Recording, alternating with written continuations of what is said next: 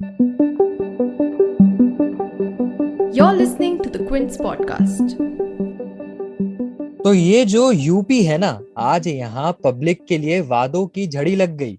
दोपहर के वक्त बीजेपी ने अपना मैनिफेस्टो जारी किया। 3 घंटे भी नहीं बीते कि अखिलेश यादव ने भी मीडिया को बुला लिया और पार्टी का घोषणा पत्र जारी कर दिया। दोनों पार्टियों ने युवाओं, महिलाओं और गरीबों के लिए कई वादे किए। बीजेपी ने कॉम्पिटिटिव एग्जाम में फ्री कोचिंग की बात तक कह दी, तो उधर अखिलेश ने मनरेगा की तर्ज पर युवाओं के लिए न्यूनतम रोजगार की बात कही है। कई पन्नों वाले इन घोषणा पत्रों में आपके लिए क्या खास है, आज उन्हीं को समझते हैं। Lights, action, politics. UP elections में क्या बड़ा हो रहा है, जो हो रहा है उसका मतलब क्या है। यूपी को जानने वाले एक्सपर्ट्स को सुनिए प्रतीक वाघमारे के साथ क्विंट हिंदी की इस नई पॉडकास्ट सीरीज में, ये जो यूपी है ना।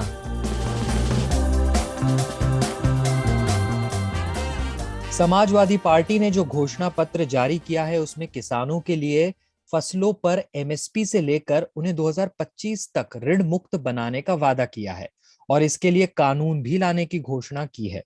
महिलाओं के लिए 1090 के तहत व्हाट्सएप और ईमेल के जरिए एफआईआर दर्ज करने की सुविधा लाई जाएगी।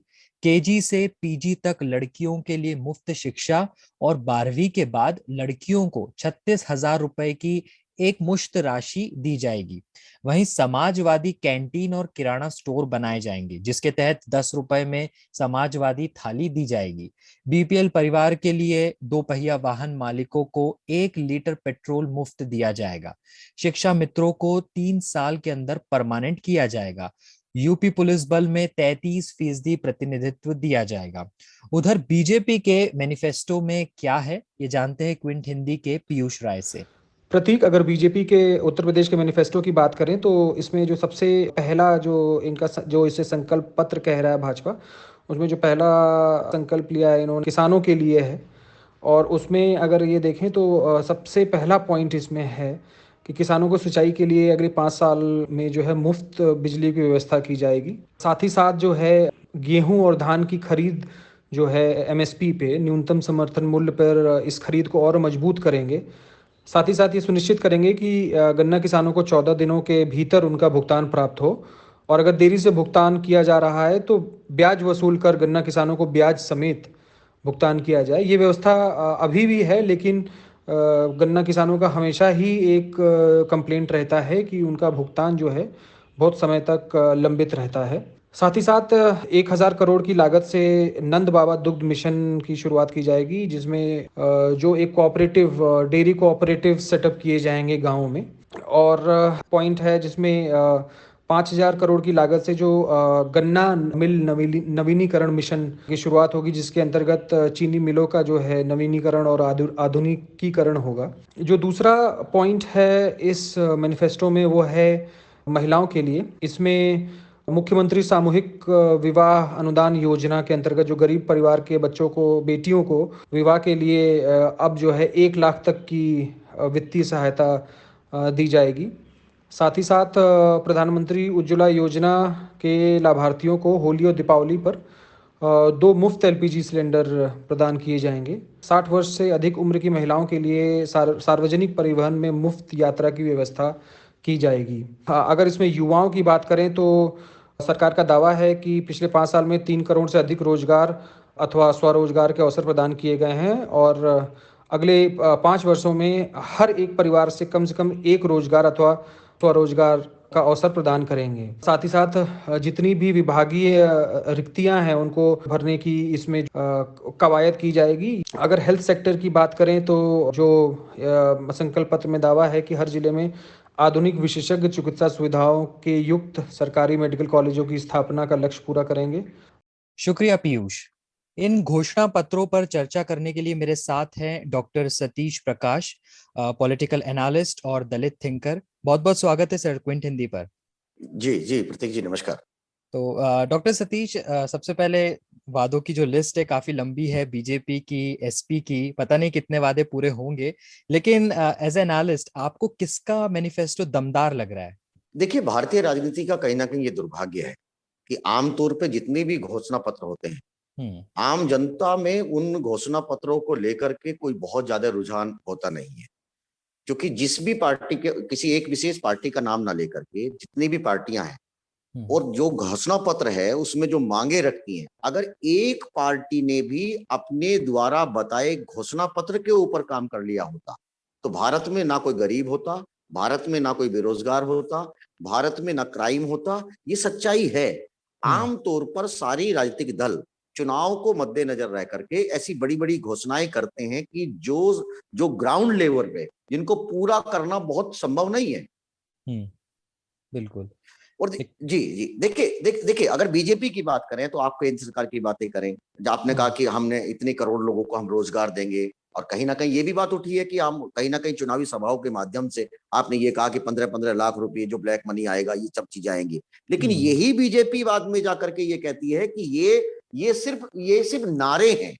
और नारे कब से घोषणा, देखिए अगर किसी भी पॉलिटिकल पार्टी जो नारा देती है वो घोषणा पत्र का हिस्सा होना चाहिए, सच्चाई है बिल्कुल, लेकिन ये सब चीजें झूठ का पुलंदा है। जी बिल्कुल। और इसके अलावा अगर दोनों के घोषणा पत्र पर अगर आप ये बता सके कि इनका ज्यादा फोकस किस पर है, दोनों घोषणा पत्र को? देखिए दोनों घोषणा पत्र में कहीं ना कहीं बेरोजगारी एक मुद्दा है। बीजेपी का घोषणा पत्र हो या सपा का घोषणा पत्र हो, दोनों ये मानते हैं कि उत्तर प्रदेश नहीं पूरे देश में बेरोजगारी एक मुद्दा है, लोगों के पास काम नहीं है। इसलिए दोनों ये कहते हैं, कोई बेरोजगारी भत्ता देने की बात करता है, कोई महिलाओं के लिए एक पैकेज की बात करता है, किसान भी एक समस्या है। लेकिन इसमें एक चीज मैं बताऊंगा कि कहीं ना कहीं इस बात को लेकर के मुझे थोड़ा दुख भी होता है कि ठीक है, किसान एक मुद्दा है देश में, इसमें कहीं कोई दो राय नहीं, लेकिन कहीं ना कहीं एमएसपी भी एक मुद्दा है ना। और दोनों दल ये कहते हैं कि हम एमएसपी के ऊपर जो है फसल खरीदेंगे। लेकिन मुझे दुर्भाग्य ये लगता है कि जिस स्वामीनाथन रिपोर्ट के आधार पर तमाम दल ये मानते हैं कि एमएसपी लागू होना चाहिए, उसी स्वामीनाथन रिपोर्ट के उस हिस्से पे आप चर्चा नहीं करते जिसमें स्वामीनाथन ये कहते हैं कि जो लैंडलेस पीपल है, क्योंकि भारत में बहुत बड़ी आबादी ऐसी भी है कि जिनके पास जो काम तो कृषि का करते हैं लेकिन उनके पास लैंड नहीं है, और उनके पास लैंड नहीं है, इसलिए स्वामीनाथन ये कहते हैं कि ऐसे लोगों को 1 एकड़ जमीन मिलनी चाहिए। ऐसी बातें ना बीजेपी के घोषणा पत्र में शामिल है और ना समाजवादी पार्टी के घोषणा पत्र में है। बीजेपी से मैं उम्मीद नहीं कर सकता, लेकिन समाजवादी पार्टी, चाहे उसने पिछला उसका कुछ भी इतिहास रहा हो, उसने निश्चित रूप से ये सच्चाई है कि उसने आरक्षण बिल को फाड़ा, ठीक है ना, और उसने कहीं ना कहीं दलित समाज के बहुत सारे लोगों को जो प्रमोशन में रिजर्वेशन बिल के तहत जो है उन्होंने उसको रिवर्ट भी किया। मैं ये उम्मीद कर रहा था कि जो सामाजिक न्याय की जो नया खिलाड़ी जो पैदा हुआ या उन्होंने जिस तरह की दावेदारी करी, कहीं ना कहीं उनके घोषणा पत्र में ये चीजें आनी चाहिए थी। जैसे मजदूरों की आप बात करते हैं, है ना, तो उनके लिए कोई प्लानिंग हो सकती थी। बिल्कुल। लेकिन कई सारे वादे हैं सर, वो बहुत रिपीटेड लग रहे हैं दोनों घोषणा पत्रों में। देखिए आज भी समाजवादी पार्टी ने 2012 में घोषणा पत्र में ये बातें कही कि हम बेरोजगारों को बेरोजगारी भत्ता देंगे। यही बात कहीं ना कहीं बीजेपी 2017 में भी कही, 2022 में भी ये बात कह रही है। देखिए बेरोजगारी का समस्या का हल भत्ता नहीं है। आप ये कहिए ना कि लोगों को रोजगार देंगे, देखिए रोजगार कैसे दिया जाता है, रोजगार के लिए नए पदों का सृजन करना पड़ेगा ना, और कोई भी राज्य सरकार अपने आधार पर नए पदों का सृजन कर सकती है। एक छोटी सी बात मैं आपको बता दूं, आमतौर पर बहुजन समाज पार्टी घोषणा पत्र जारी नहीं करती। उसका कहना यह है कि तमाम दलों के जो घोषणा पत्र है वो कहीं ना कहीं एक दिखावा है और वो झूठ का पुलंदा है। और ये बात मुझे उनकी इस बात में इसलिए दम नजर आता है कि अगर उन्होंने बेरोजगारी भत्ते की कभी बात नहीं करी है, वो हमेशा रोजगार देने की बात करते हैं। और पिछली जो सरकार है 2007 से लेकर के 2012 में 11 में उन्होंने काम पत्र घोषित किया, मतलब 7 में उन्होंने घोषणा पत्र नहीं दिया, लेकिन जब उनकी सरकार कंप्लीट हो रही थी, सरकार के कंप्लीट होने से पहले 1 साल पहले उन्होंने अपने काम का उत्तर प्रदेश की जनता के सामने ब्यौरा रखा। उस ब्यौरे में ये सब चीजें शामिल है कि बहुजन समाज पार्टी की सरकार ने, जब वो उत्तर प्रदेश में सरकार में थी, तो 2,04,000 पद पुलिस के नए क्रिएट किए। 1,10,000 पद उन्होंने गांव में सफाई कर्मचारी, देखिए गांव में सफाई कर्मचारी का कोई प्रावधान नहीं था, लेकिन इसी भारत के अंदर उन्होंने गांव में सफाई कर्मचारी के 1,10,000 पद भर्ती किए, नए पदों का सृजन किया। और ये चीजें ये ठीक भी है, इसमें कहीं ना कहीं, और उसने कब, देखिए आप में जहां तक किसानों की बात है, आज सब लोग कह रहे हैं कि हम 15 दिन में आपका जो है बकाया भुगतान कर देंगे, और गन्ने का रेट आपने कितना बढ़ाया, 10 रुपए बढ़ाया ना, गन्ने का रेट आपने बढ़ाया नहीं, भुगतान आपने किया नहीं। यही बहुजन समाज पार्टी है कि जब 2007 में आई तो उसके पास उसके गन्ने का रेट 125 रुपए कुंटल था, लेकिन जब सरकार जारी थी तब उसने 250 रुपए कुंटल किया। तो ये चीजें हैं। मेरा मानना यह है कि सरकारों को वही बातें करनी चाहिए और मतलब कहने से ज्यादा बेहतर है कि करने पर ध्यान देना चाहिए। ओके लेकिन अभी जो बीजेपी का मैनिफेस्टो है, इसमें युवाओं के लिए बात है, महिलाओं की सुरक्षा की बात है, किसानों का मुद्दे को भी साधने की कोशिश की, तो क्या लगता है कितना सफल हो पाएगा बीजेपी का मैनिफेस्टो? नहीं, देखिए ये फेल है ना भाई। 2017 में बीजेपी ने कहा कि हम महिलाओं को सुरक्षा देंगे। आज सरकार में 5 साल की सरकार चलाई है ना आपने। अगर 5 साल की सरकार चलाने के बाद भी अगर बीजेपी को यह लगता है कि उत्तर प्रदेश में महिला सुरक्षा एक मुद्दा है, तो कहीं ना कहीं सरकार के ऊपर प्रश्न चिन्ह है। ये मैनिफेस्टो का हिस्सा नहीं है, ये सरकार की खामियां हैं। और मेरे हिसाब से कहीं ना कहीं घोषणा पत्र के माध्यम से आपने ये मान लिया है कि जिस कानून व्यवस्था के नाम पर जो तमाम उत्तर प्रदेश की जनता ने आपको प्रचंड बहुमत दिया, अगर आज भी कानून व्यवस्था को आगे करके बीजेपी फिर दोबारा वोट मांगना चाहती है तो ये उसकी नाकामियां है। बिल्कुल। इसके अलावा देवबंद के बाद अभी जैसे मेरठ में, रामपुर, आजमगढ़, कानपुर और बहराइच में भी अभी एंटी टेररिस्ट कमांडर सेंटरों के निर्माण की बात कर रहे हैं। तो इसके पीछे क्या मकसद दिखाई दे रहा है बीजेपी का? देखिए भारतीय राजनीति का एक दुर्भाग्य है कि बीजेपी आमतौर पर ये मान के चलती है कि आबादी का एक बहुत बड़ा हिस्सा, जिसको वो 20% कहती है, वो उसको वोट नहीं देगा। तो इसलिए वो आम तौर पर अपने अपने अपने तमाम लीडर्स की भाषा में या अपने घोषणा पत्र में ऐसा संभव नहीं है कि वो उनको ना टारगेट करे। वो जानबूझ करके टारगेट करना चाहती है। और कहीं ना कहीं बीजेपी का क्या घोषणा पत्र हो या पिछले 6 महीने में तमाम बीजेपी लीडर्स की जो भी बयानबाजी है, बीजेपी कहीं ना कहीं उत्तर प्रदेश की राजनीति का पोलराइजेशन कर रही है, पॉलिटिकल पोलराइजेशन कर रही है। वो 2 विकल्प दिखा रही है कि या तो हम हैं या हम हैं। और इसके माध्यम से कहीं ना कहीं बीजेपी बैकडोर से पॉलिटिकल पोलराइजेशन को धार्मिक पोलराइजेशन में बदल रही है। और यही उसके घोषणा पत्र में दिखाई देता है, यही उसके तमाम लीडर्स की भाषा में दिखाई देता है, चाहे वो देश के प्रधानमंत्री हो या उत्तर प्रदेश के मुख्यमंत्री हो। कोई गर्मी मिटाने की बात करता है, कोई चर्बी मिटाने की बात करता है, कोई ये नहीं कहता कि हम बेरोजगारी मिटाएंगे। मुद्दा ये है ना। तो मेरा कहना यह है कि इस तरह के भ्रमक है ये, कहीं ना कहीं जो भी दोनों दलों के जो घोषणा पत्र है, ये एक भ्रम का पुलंदा है। ओके लेकिन बीजेपी के कुछ घंटे बाद ही समाजवादी पार्टी का मैनिफेस्टो आया, तो इसके पीछे कोई रणनीति है? देखिए, मैं तो इसमें कुछ नहीं कहूंगा, ये उनका इंटरनल मामला हो सकता है। लेकिन ये भी आपको मानना पड़ेगा, मैं as a political analysis, as a Dalit weaker section के बीच में, क्योंकि वीकर सेक्शन को जब से बीजेपी की सरकार आई है, चाहे वो केंद्र की सरकार हो चाहे वो राज्य की सरकार हो, निश्चित रूप से जो वीकर सेक्शन है, जिनके लिए एक आरक्षण एक बहुत भावनात्मक मुद्दा भी है, उनकी तहत जो नौकरियों को खत्म किया गया, जो देखिए किसी भी आपराधिक घटना का जो सबसे पहला शिकार जो है वो आमतौर पर कमजोर होता है, चाहे वो सामाजिक रूप से कमजोर हो, चाहे वो आर्थिक रूप से कमजोर हो या वो शैक्षिक रूप से कमजोर हो। अपराधी का सबसे पहला शिकार आसानी से वही होता है। ये बात हमको कहीं ना कहीं लगती है कि सपा को देख करके या जिस तरह की उसकी बयानबाजी रही, वो कहीं ना कहीं बीजेपी के पिच पे जाकर खेल रहे हैं, वो बीजेपी को फॉलो अप कर रहे हैं। मेरे हिसाब से ये थोड़ा ठीक नहीं है। अगर आपको करना है, ठीक है, पॉलिटिक्स है, आप कोई भी अलग तरीके से पॉलिटिक्स कर सकते हैं आप, लेकिन कहीं ना कहीं आप बीजेपी के मतलब एक्शन और रिएक्शन के ऊपर बात करेंगे तो उत्तर प्रदेश की राजनीति भटकेगी। और जब उत्तर प्रदेश की राजनीति भटकेगी, उत्तर प्रदेश में धार्मिक पोलराइजेशन होगा।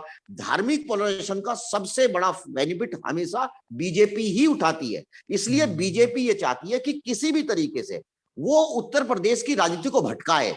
और उत्तर प्रदेश की राजनीति को भटकाने का यही तरीका है कि उत्तर प्रदेश की राजनीति अगर धार्मिक पोलराइजेशन उसके लिए मुद्दा रहेगा या धार्मिक पोलराइजेशन हो जाएगा, तो जो जनमानस के मुद्दे जहां से सवाल पैदा होते हैं, जब शिक्षा, स्वास्थ्य, सड़क और कानून व्यवस्था के ऊपर सवाल बीजेपी से पूछा जाना चाहिए ना, या हिंदू मुस्लिम क्यों होता है। लेकिन मुझे नहीं मालूम कि समाजवादी पार्टी की ये रणनीति हो सकती है या उनकी कोई मजबूरी हो सकती है कि एक तरफ बीजेपी घोषणा पत्र करती है, उसके थोड़ी देर बाद बीजेपी समाजवादी पार्टी घोषणा पत्र लेके आ सकती है।